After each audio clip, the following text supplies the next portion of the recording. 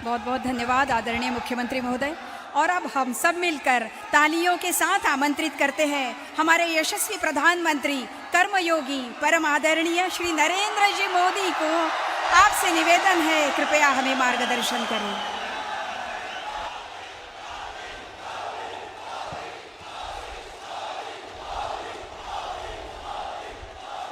भारत माता की, भारत माता की, भारत माता की।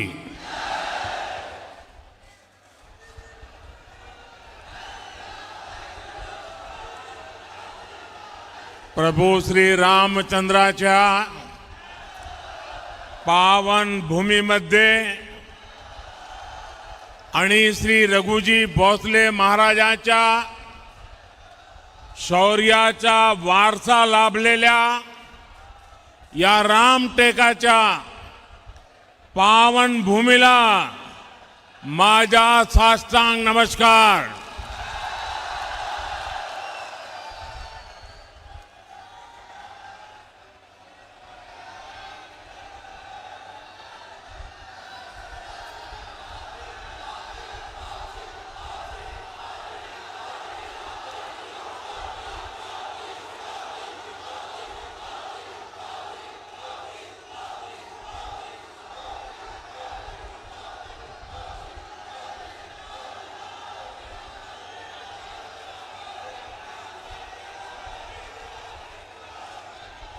क्या वो छोटी बालिका राम बन के आई है क्या?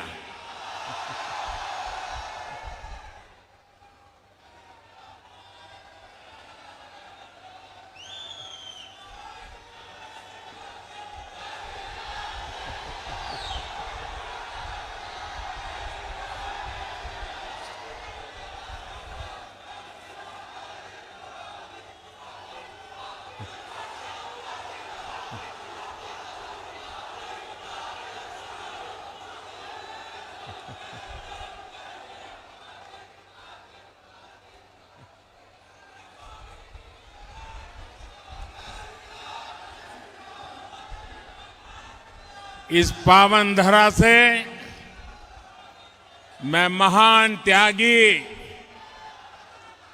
बाबा जुमदेव जी, गोंड राजा भक्त बुलंदशाह और बाबा साहब आम्बेडकर को भी नमन करता हूं। यहां बाबा जुमदेव जी ने परमात्मा एक सेवा मंडल, इसके माध्यम से जो नशा मुक्ति का अभियान चलाया है, उसकी जितनी प्रशंसा की जाए वो कम है। मैं इस अभियान से जुड़े सभी लोगों की सराहना करता हूं। साथियों, शाम हो रही है, लेकिन आपका उत्साह देखकर लगता है कि अभी दिन शुरू ही हुआ है।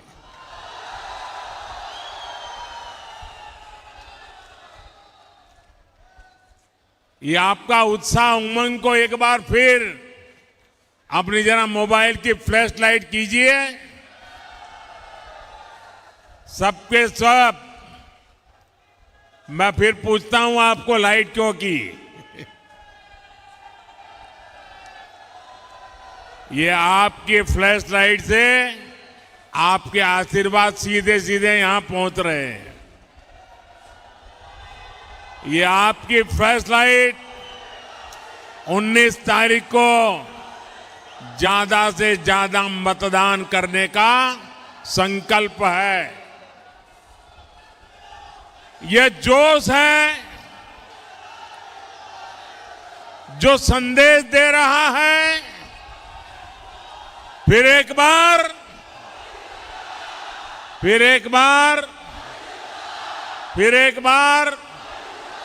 4 जून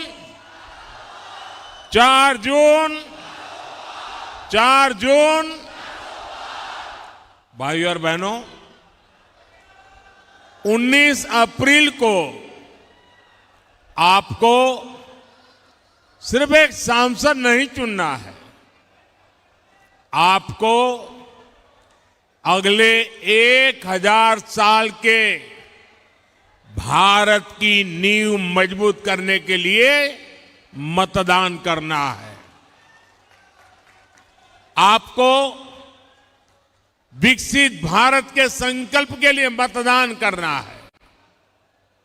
साथियों, आजकल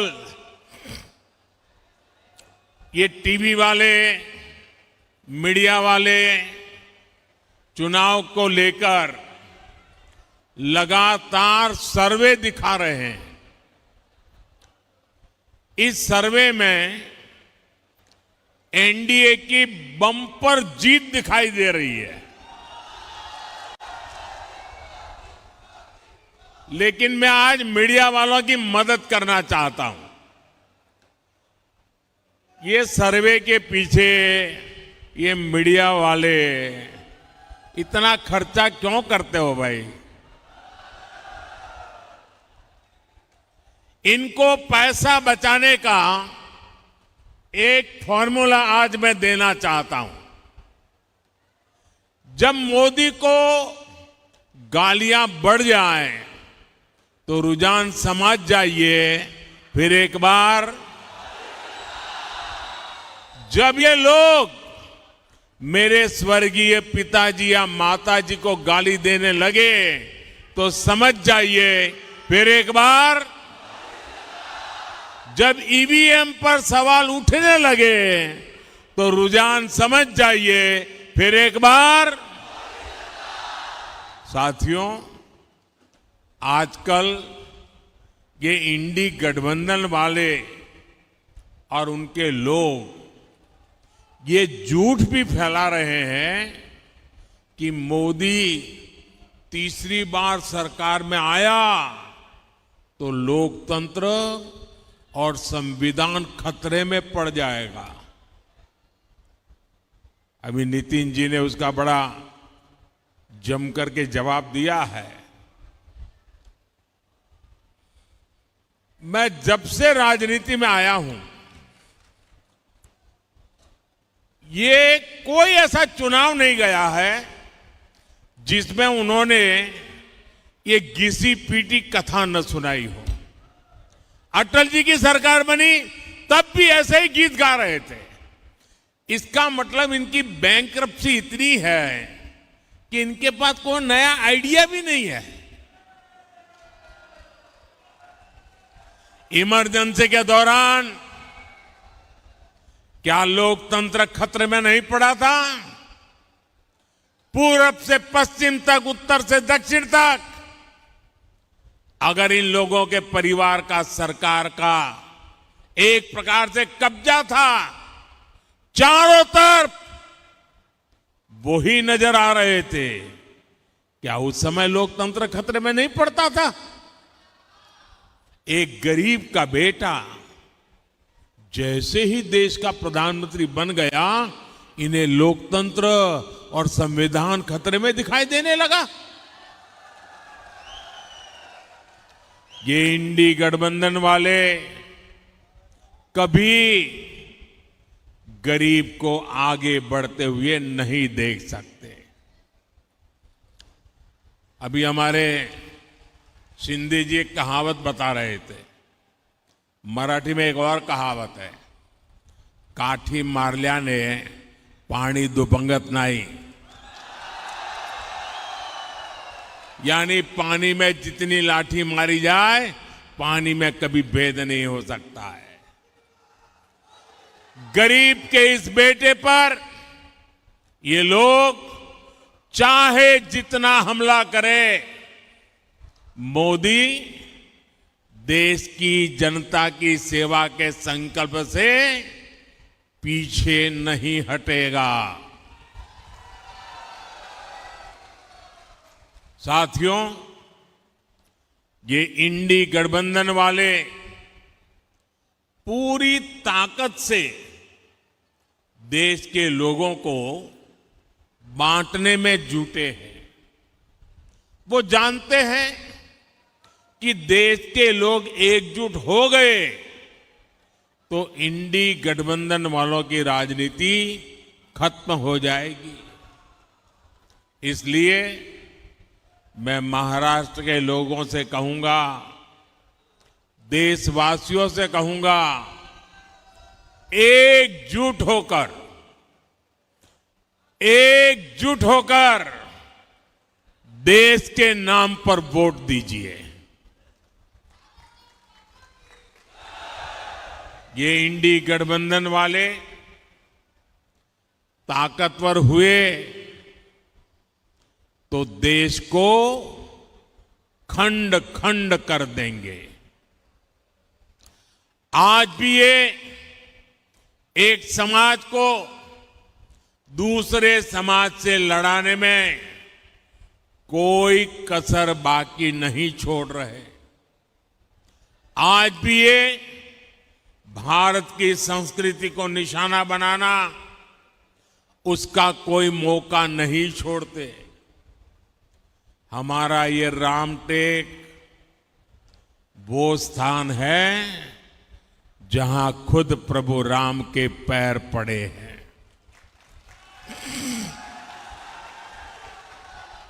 इस बार रामनवमी पर अयोध्या में हमारे लाल रामलला टेंट में नहीं, भव्य मंदिर में दर्शन देंगे।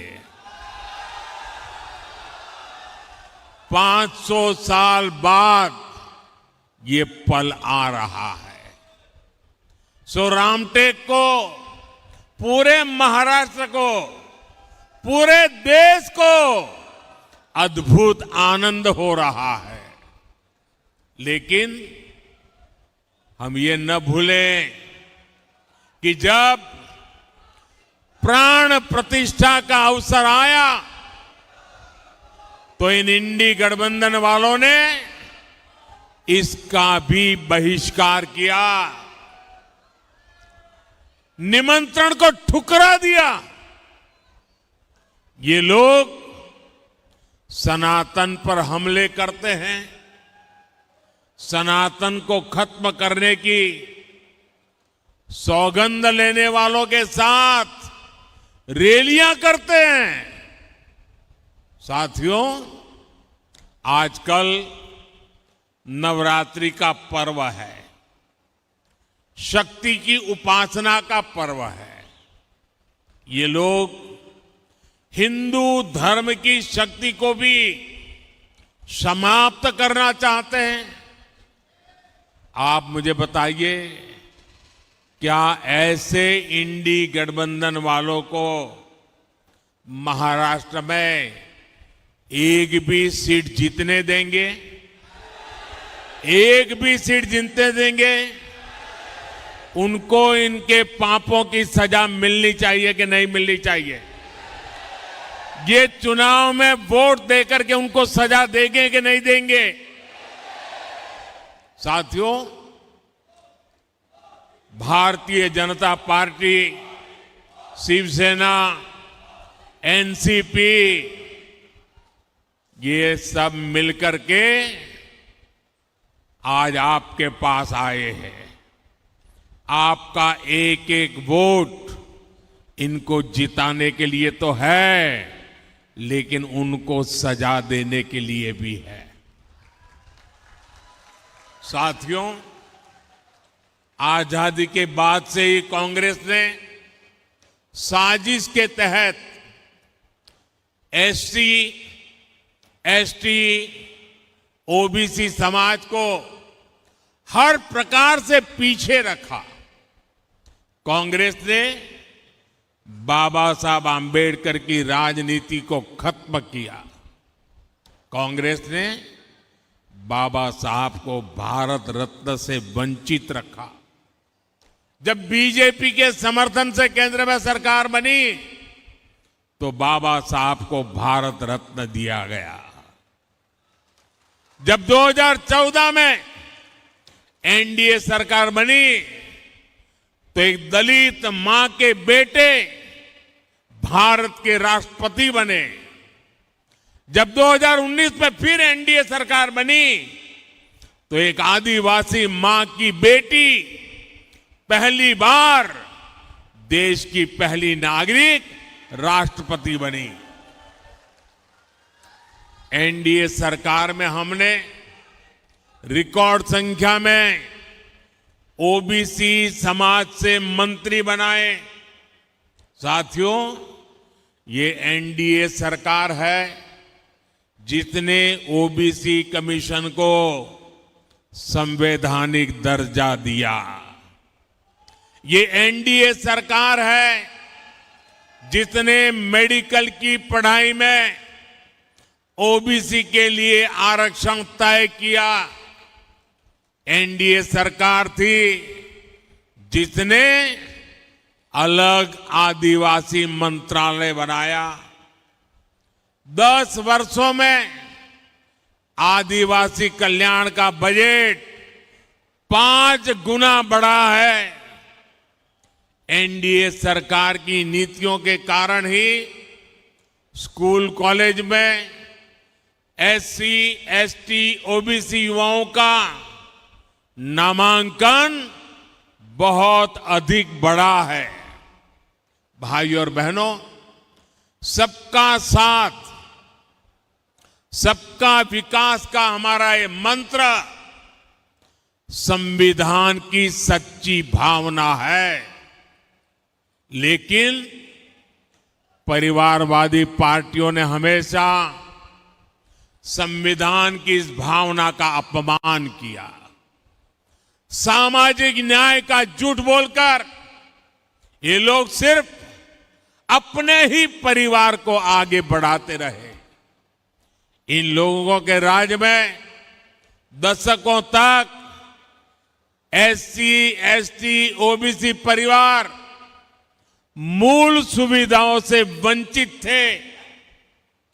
गरीब को सुविधाओं देने का काम, उसकी चिंता कम करने का काम ये गरीब मां के बेटे मोदी ने किया है। आज जब मोदी 100% लाभार्थियों को 100% योजनाओं के लाभ की गारंटी देता है, तो यही सच्चा सामाजिक न्याय है। यही सच्चा सेक्युलरिज्म होता है, क्योंकि उसमें भेदभाव की कोई संभावना ही नहीं बचती। उसमें जो हकदार है वो छूट नहीं जाता। 100% लोगों को उसका हक का जो लाभ है उसे पहुंचता है, और उसके कारण भ्रष्टाचार की दुकान भी बंद हो जाती है। गरीब को पक्के घर देने की गारंटी हो, मुफ्त राशन देने की बात हो, मुफ्त इलाज की बात हो, टॉयलेट, बिजली, पानी, गैस कनेक्शन की गारंटी हो, मोदी की इन गारंटियों के बहुत बड़े लाभार्थी एससी, एसटी, ओबीसी परिवार ही है। जिन आदिवासी बाहुल्य जिलों को पहले पिछड़ा मानकर छोड़ दिया गया था, 10 वर्षों में वहां विकास की नई आशा जगी है।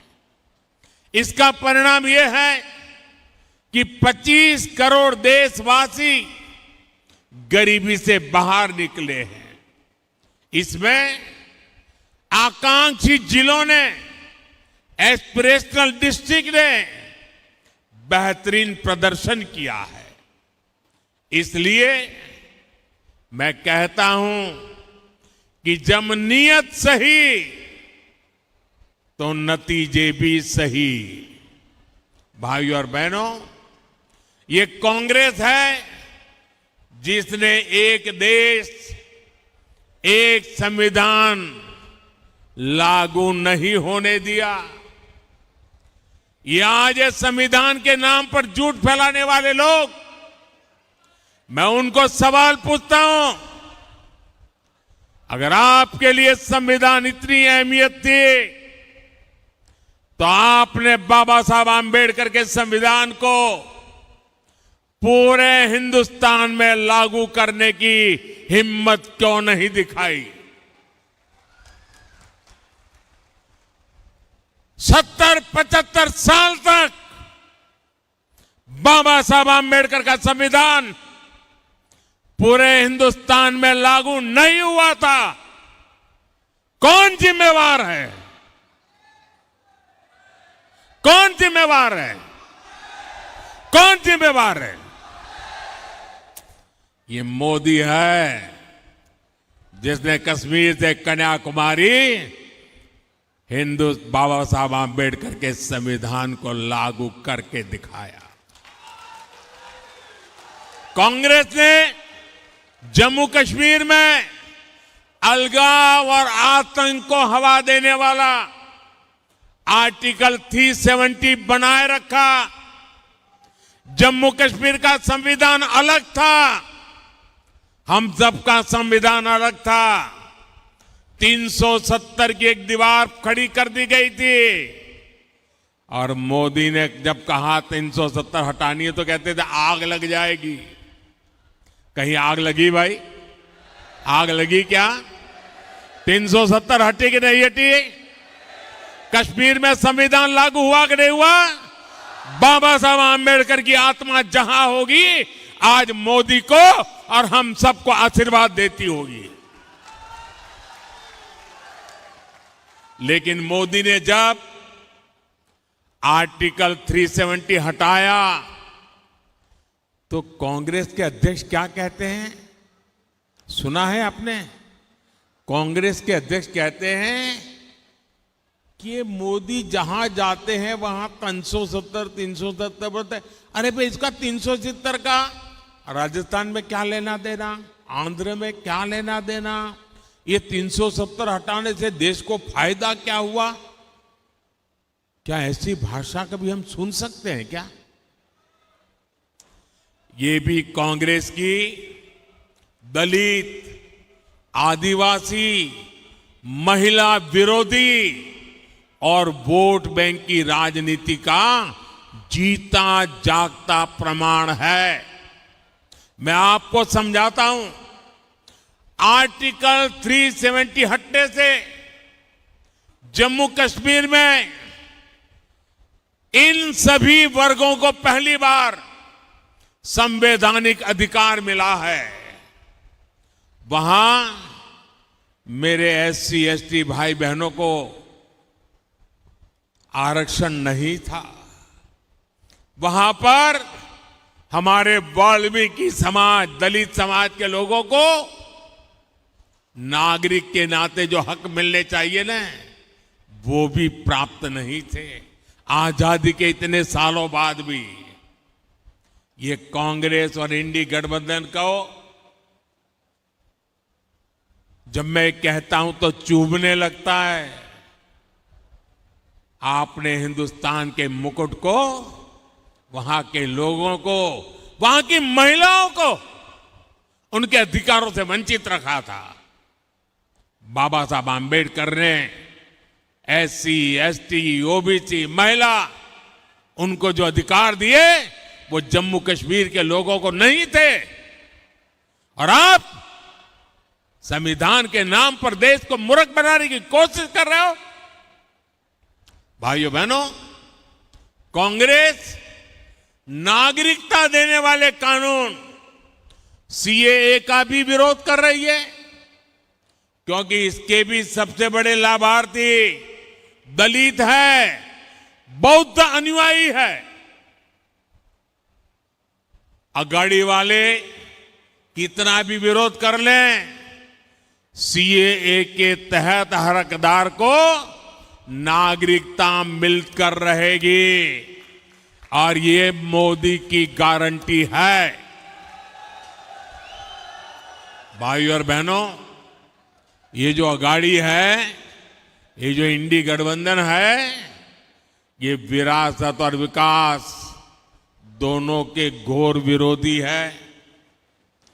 घोसी खुर्द बांध परियोजना को कांग्रेस ने दशकों तक लटकाया। इससे किसानों को कितनी मुश्किलें हुई। जब आपने एनडीए की महायुति की सरकार बनाई तब इस पर तेजी से काम शुरू हुआ। इससे गोंदिया, भंडारा, चंद्रपुर और नागपुर जिलों के लाखों किसानों को लाभ हुआ। यहां पीने के पानी और सिंचाई के पानी के लिए एकनाथ जी, देवेंद्र जी और अजीत जी की टीम शानदार काम कर रही है, रात दिन काम कर रही है। हर घर नल से जल पहुंचे, मोदी की इस गारंटी को पूरा करने में ये मेरे साथी दिन रात जुटे हुए हैं। साथियों, विकसित भारत के निर्माण में हमारे किसान एक मजबूत स्तंभ है। महाराष्ट्र में पीएम स्वनिधि के तहत हजारों करोड़ रुपए किसानों के खाते में पहुंचे हैं। आने वाले 5 सालों में हम दलहन और तिलहन में आत्मनिर्भर होना चाहते हैं। 2014 से पहले कांग्रेस की सरकार ने करीब 600 करोड़ रुपए की दाल एमएसपी पर खरीदी थी और उस समय कृषि मंत्री कौन थे वो आपको मालूम है, याद है ना? आजकल वो भी मुझे गाली देने की कतार में खड़े हो गए। सिर्फ 600 करोड़ की दाल हमने 10 सालों में करीब 1.25 लाख करोड़ रुपए दलहन और तिलहन किसानों को एमएस के रूप में दिए हैं। फर्क साफ दिखता है। भाइयों और बहनों, नागपुर और विदर्भ का पूरा क्षेत्र आज आधुनिक सुविधाओं से सुसज्जित हो रहा है। आज नागपुर में IIM, triple IT, AIIMS, national law university है। आज नागपुर में मेट्रो की रफ्तार है। गोंदिया में बिरसी एयरपोर्ट का विस्तार हो रहा है। अमरावती में टेक्सटाइल पार्क बन रहा है। रामायण सर्किट और बुद्ध सर्किट पर भी काम हो रहा है, जो टूरिज्म को बहुत बढ़ावा देने वाला है। बाला साहब ठाकरे महाराष्ट्र समृद्धि महामार्ग से इस पूरे क्षेत्र का कायाकल्प होने जा रहा है। ऐसा विकास एक ईमानदार, मजबूत और स्थिर एनडीए सरकार ही कर सकती है। साथियों, 10 सालों में विकास के बहुत सारे काम हुए हैं, लेकिन ये तो ट्रेलर है।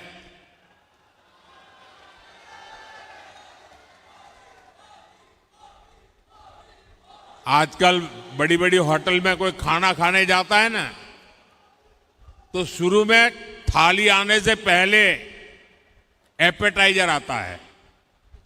बड़ी चटाकेदार वानगियां आती हैं। कभी कभी लगता है यार इसी से तो पेट भर गया, लेकिन आपको मालूम है वो एपेटाइजर होता है, थाली आनी बाकी है। ये 10 साल में मैंने जो काम किया है ना, वो तो एपेटाइजर है, अभी तो थाली आनी बाकी है। आने वाले 5 साल में हमें देश को, महाराष्ट्र को बहुत आगे ले जाना है, और इसके लिए मेरे साथियों, मैं आपको गारंटी देता हूं, आपका सपना ये मोदी का संकल्प है। मैं आपको गारंटी देता हूं, हर पल देश के नाम, हर पल आपके नाम। 24/7 फॉर 2047 और इसके लिए 19 अप्रैल को रामटेक से राजू पारवे जी, भंडारा गोंदिया से सुनील जी और नागपुर से भाई नितिन गडकरी जी को भारी मतों से विजयी बनाना है। एनडीए के हर कैंडिडेट को मिला वोट मोदी को मजबूत करेगा। और लेकिन इसके लिए मेरी एक अपेक्षा है, पूरी करोगे? जरा सबके सब बताइए, पूरी करोगे? गर्मी कितनी ही क्यों ना हो,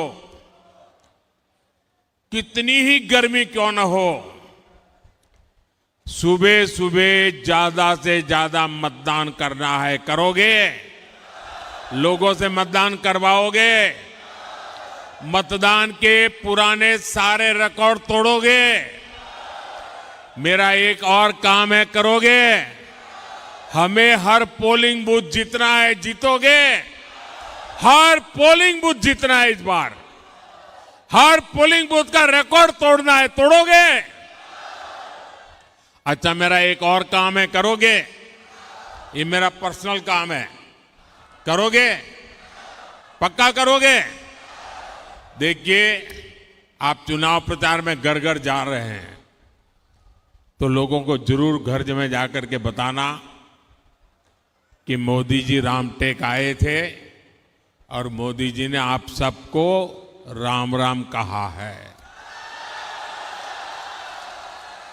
मेरे राम राम पहुंचा दोगे? हर घर में पहुंचा दोगे? जब माताओं बहनों को बुजुर्गों को मेरा राम राम कहोगे ना तो वो मुझे आशीर्वाद देंगे।